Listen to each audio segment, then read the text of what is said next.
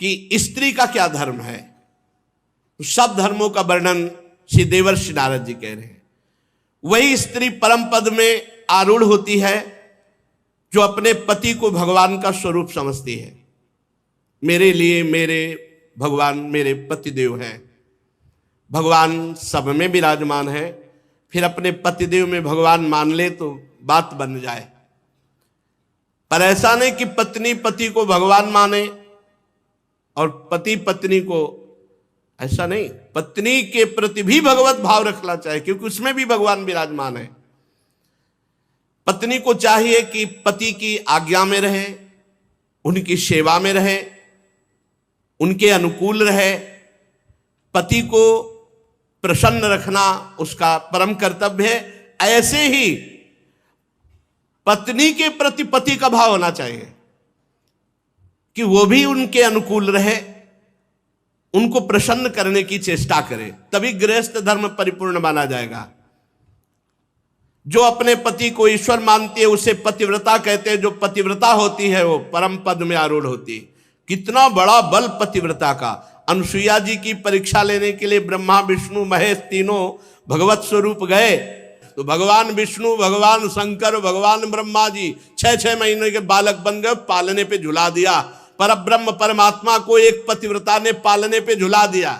काफी समय हुआ, तीनों देवियां आई नारद जी के द्वारा प्रेरित होकर के।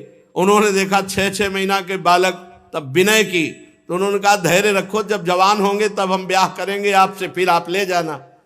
अनुसुईया जी के चरणों में पड़ गई तीनों देवियां। तब उन्होंने प्रभु से प्रार्थना की कि प्रभु ये पालने में आप हमें जो बाल सुख दिए, आप हमें वो सुख छीन नहीं सकते, आप हमें वो सुख प्रदान करें, फिर जाएं। तो भगवान श्री हरि के अंश से दत्तात्रेय जी, भगवान महादेव जी के अंश से दुर्वासा जी और भगवान ब्रह्मा जी के अंश से महात्मा चंद्रमा मुनि, ये 3 उन्हीं पालने पे फिर गए। ये पतिव्रता के सामर्थ्य यमराज की बुद्धि को चक्कर में डाल दिया और सत्यवान को और अपने पूरे मातृपक्ष और पितृपक्ष दोनों को महान बना करके अपने पति की आजीवन के लिए आयु मांग ली। बड़ी सामर्थ्य है पातिव्रत धर्म में। जो स्त्री अपने पति के अनुकूल रहकर पातिव्रत धर्म का, अब ये धर्म सब शास्त्रों में लिखे रह गए भाई। साध्वी स्त्री को चाहिए झाड़ू लगाते समय, पोछा लगाते समय, लीपते समय, चौक पूरते समय, अपने शरीर को सजाते समय मधुर मधुर भगवान का नाम स्मरण करें। भगवान का नाम स्मरण, कितना बढ़िया भजन है। सोहनी लगा रहे, पोछा लगा रहे, जो भी कार्य कर रहे हैं भगवान का नाम जप करते हुए कर रहे, इसी से भगवत प्राप्ति हो जाएगी। गृहस्थ में भी गोपी जनों ने कोई सन्यास नहीं लिया था बाहर से, लेकिन बड़े बड़े सन्यासी गोपियों की चरण धूलि की याचना करते।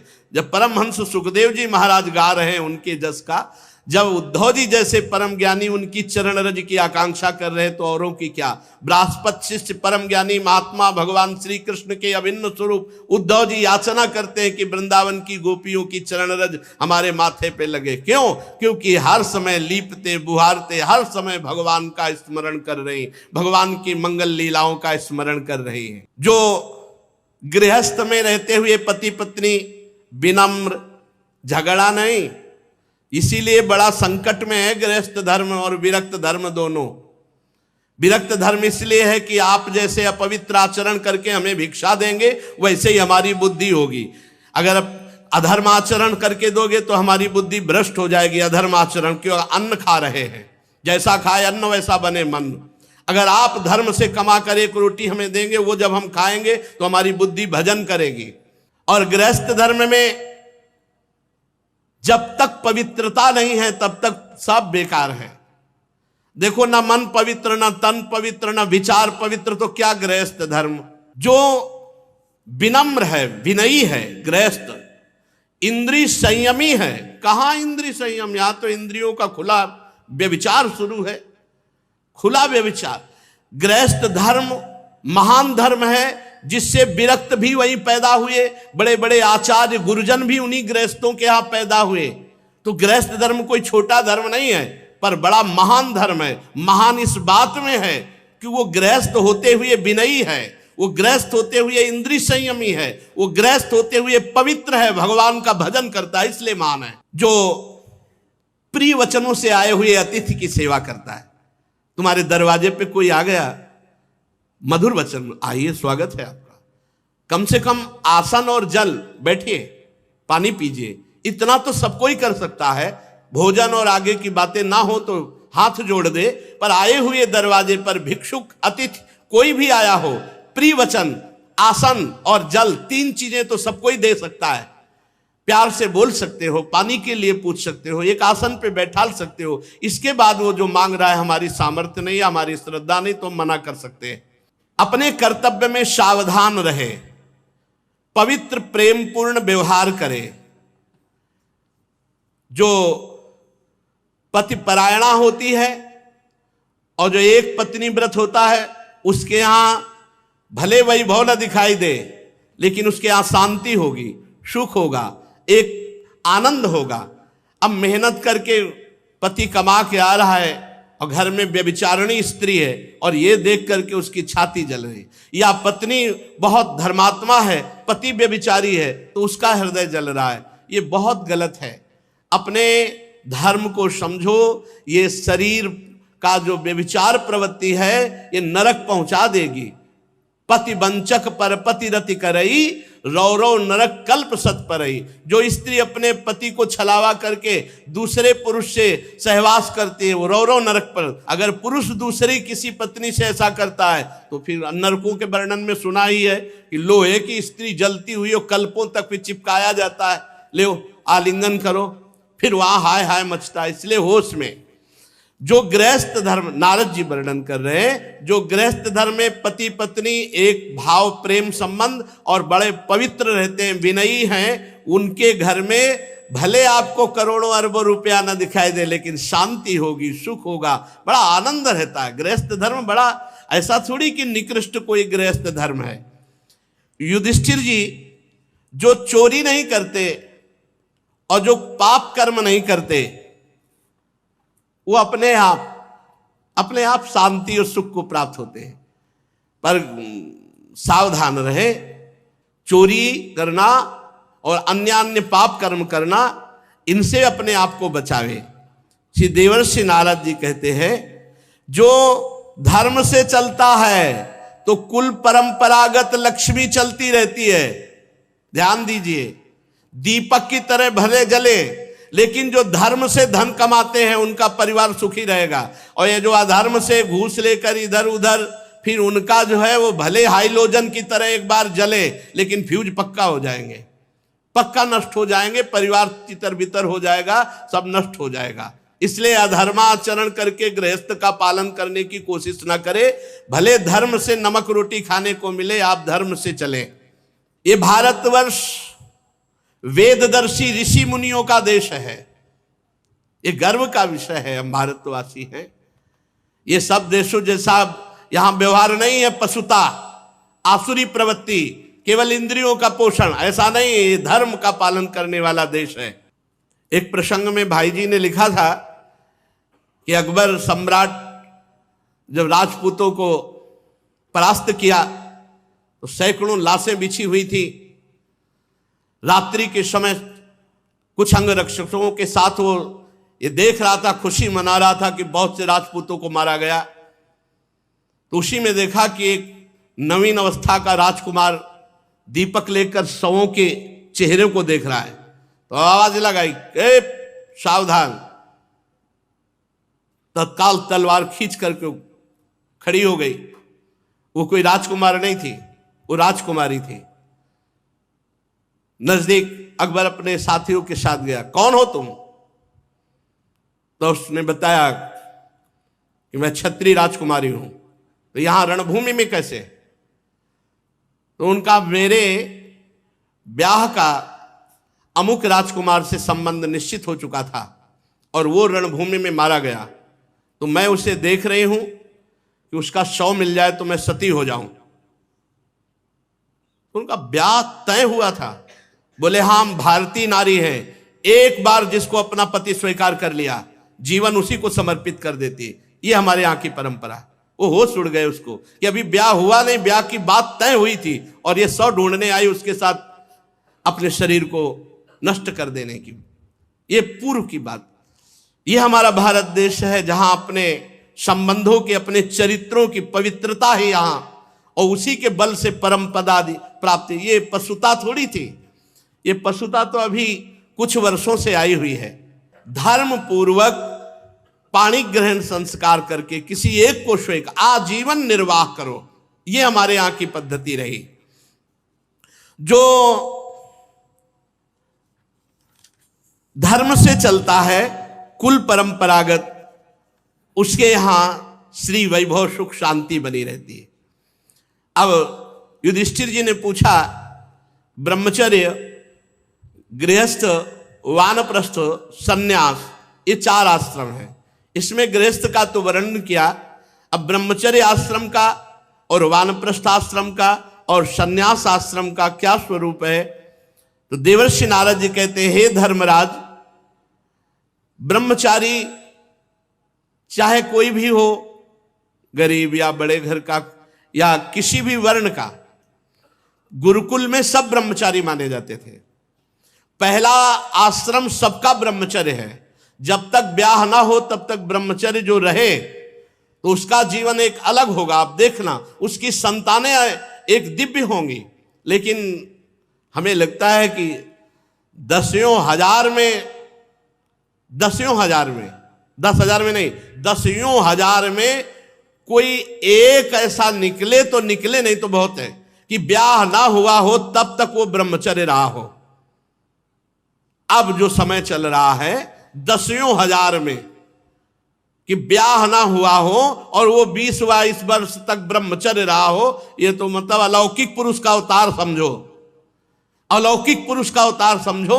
अगर वो ऐसा गुरुकुल में निवास करना, ये तो प्रथा ही खत्म हो चुकी एक तरह से, कहीं कहीं ऐसा है। लेकिन उसमें भी कह रहे हैं 10,000 में कोई ऐसा बिरला होगा जो किसी प्रक्रिया से अपने ब्रह्मचर्य को जब तक ब्याह नहीं हुआ तब तक नष्ट नहीं किया। गुरुकुल में निवास करना ब्रह्मचारी को अपनी इंद्रियों को वश में करना होता है। वो गुरु जी के सामने अपने को दास के समान समझे, गुरुदेव के चरणों में सुदृढ़ अनुराग रखे और गुरुदेव का हित कैसे हो, उनको सुख कैसे पहुंचे, ऐसा कार्य करना चाहिए। जो ब्रह्मचारी है उसका प्रधान धर्म है गुरु सेवा, गुरु चरणों में अनुराग और गुरु के सामने अपने को बहुत दीनहीन दास मानना और अपनी इंद्रियों को बहुत सावधान रखना। गुरु सेवा तभी पूर्ण होती है जब मान त्यागी होता है। गुरुपद पंकज सेवा तीसरी भक्ति अमान, अमान होकर गुरु चरणों की सेवा करना, ये विशेष जीवन को प्रकाशित करने वाली बात है। ब्रह्मचारी को चाहिए कि जो भिक्षा मांगकर लावे वो गुरु के सामने समर्पित कर दे और गुरु की आज्ञा से ही उसको पावे। और ब्रह्मचर्य आश्रम में मौन व्रत का जरूर आश्रय ले, ज्यादा बातचीत विषय वासना बढ़ाती है।